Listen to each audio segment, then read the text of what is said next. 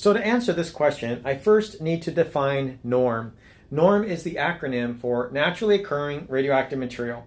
And so, although everything technically is radioactive, we don't give it this classification until it hits a certain level.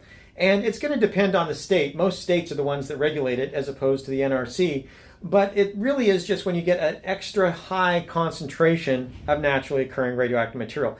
Examples would be uranium mill mining, tails. The tails are going to be more concentrated than normal dirt. And the reason why you're not so much concerned necessarily with the gamma dose rate, you're more going to be concerned with the radon. The radon has the ability to accumulate, for example, in the mine itself. We know that early on, when uranium miners were doing the mining, the radon levels would build up in the mine and they got increased levels of cancer risk. And so unless you're doing ventilation of the mine, you're going to see that kind of behavior. So in other words, it makes sense to control it to prevent that from happening so that nobody takes those uranium mine tailings and puts it in their basement where you can get radon accumulation. And if it accumulates to levels that long durations of exposure become a hazard, you want to prevent that.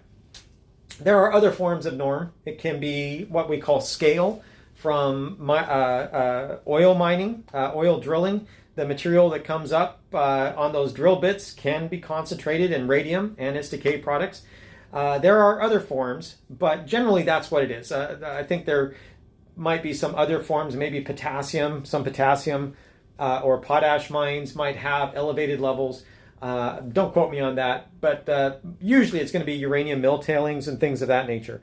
There can be other forms as well. So the answer to the question is it's generally going to be higher than a banana.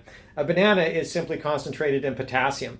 Similarly to an avocado, it's got a concentration of potassium being naturally radioactive. So as a general rule, norm is going to be substantially higher than a banana. I hope that answers the question. Let me know if not, and thanks for asking. Thanks for watching. Bye.